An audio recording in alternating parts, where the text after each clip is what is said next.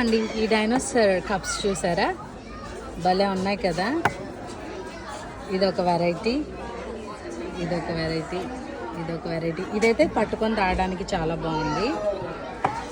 ఇది ఇది ఇవేమో స్పూన్తో వచ్చిందనమాట. ఇది స్పూన్. దీని ప్రైస్ ఎంత తెలుసా? $37. 37 అంటే ఎంత అని భలే ఉన్నాయి. నాకైతే ఈ కప్స్ అయితే చాలా బాగా నచ్చింది. $1800 అంట. నాకు ఈ కప్ అయితే చాలా బాగా నచ్చింది. నాకు కలర్ చాలా బాగుంది.